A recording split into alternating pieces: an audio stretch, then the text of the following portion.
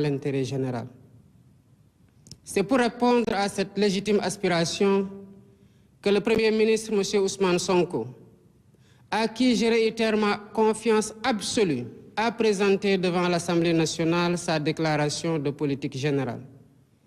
Il y a détaillé les grandes orientations de notre programme de gouvernement adossé à l'agenda national de transformation Sénégal 2050 pour redresser le pays et replacer le citoyen au cœur de l'action publique. C'est dans ce même esprit que nous avons choisi la concertation et la consultation comme fil conducteur de notre gouvernance, afin de faire de chaque citoyen un acteur décisif de la rupture et de la construction nationale. Les assises de la justice et les états généraux du transport ou de l'industrie, déjà tenus, en témoignent éloquemment. Cette démarche se poursuivra à travers les assises nationales des DARA et les concertations sur l'enseignement supérieur, ainsi que dans d'autres secteurs, pour renforcer l'adhésion et la participation de tous. Par ailleurs, au courant du premier trimestre 2025, le gouvernement lancera la plateforme Ligueyal Sa Réew, qui permettra à chaque Sénégalais, d'ici comme de la diaspora, de déposer sa candidature au poste public en compétition ou de proposer des projets et opportunités d'investissement.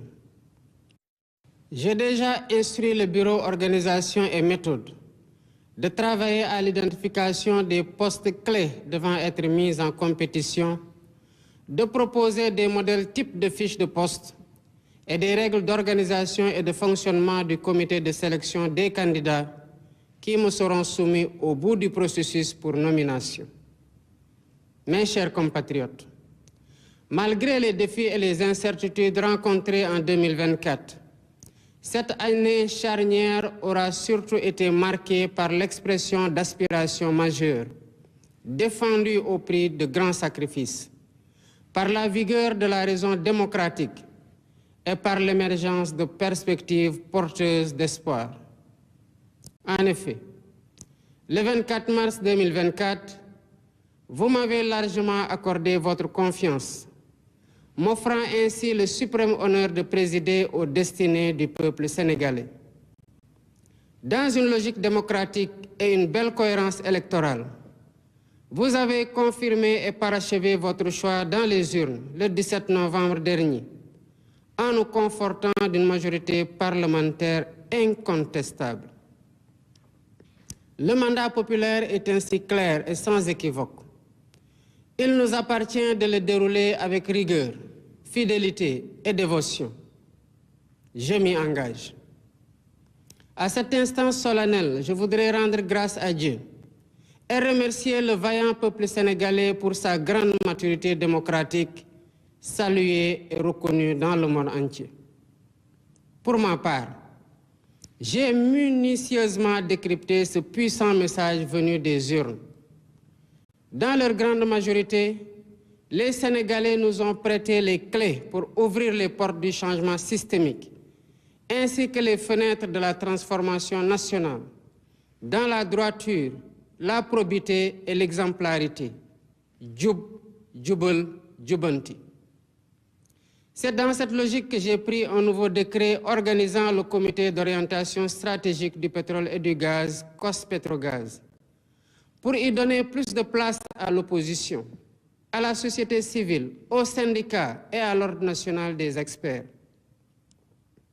J'entends ainsi garantir une exploitation optimale et transparente des ressources pétrolières et gazières au profit de l'économie nationale et des générations actuelles et futures. Toutefois, force est de reconnaître qu'aucun changement, aucune rupture n'est possible dans un environnement de corruption endémique. Si nous voulons le changement, nous devons résolument être prêts à nous réformer nous-mêmes dans nos comportements face au bien public et dans notre manière de servir la collectivité. Voilà pourquoi, au-delà de la modification de la loi portant statut général de la fonction publique, 4 lois sur la transparence et la bonne gouvernance seront soumises à la représentation nationale. Elle porte sur la protection des lanceurs d'alerte, la réforme de l'organe de lutte contre la corruption, l'accès à l'information et la déclaration de patrimoine. Concernant la déclaration de patrimoine, elle sera généralisée à tous les agents de la fonction publique sans exception, ainsi qu'à tous les postes électifs ou nominatifs impliquant une gestion budgétaire, quelle qu'en soit l'importance. Les modalités de publicité et de mise à jour des déclarations souscrites seront définies par la loi.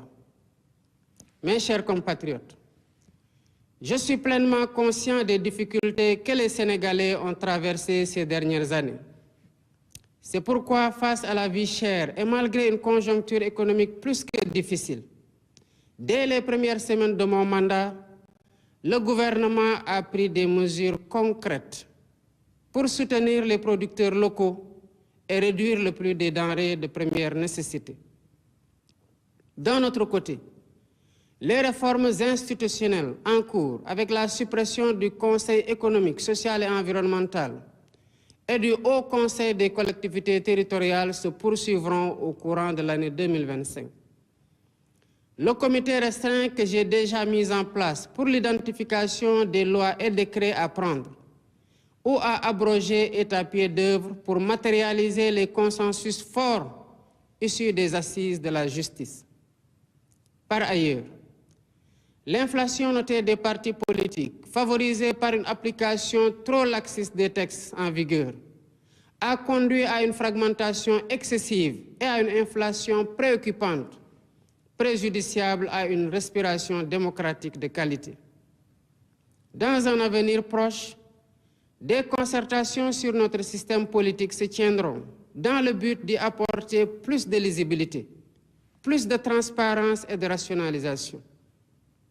Toutes ces réformes, comme d'autres, visent uniquement à rapprocher l'État des citoyens, à mieux prendre en charge leurs aspirations et à asseoir les bases d'un Sénégal fier de ses valeurs et intransigeant sur sa souveraineté.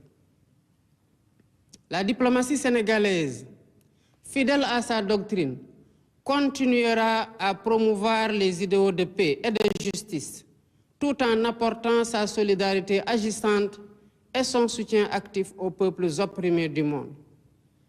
Tous les amis du Sénégal seront traités comme des partenaires stratégiques dans le cadre d'une coopération ouverte, diversifiée et décomplexée. D'ores et déjà, j'ai instruit le ministre des Forces armées de proposer une nouvelle doctrine de coopération en matière de défense et de sécurité, impliquant, entre autres conséquences, la fin de toutes les présences militaires de pays étrangers au Sénégal dès 2025. Mes chers compatriotes, prenons le temps de nous regarder dans le miroir de notre histoire et de nos valeurs pour nous rappeler qui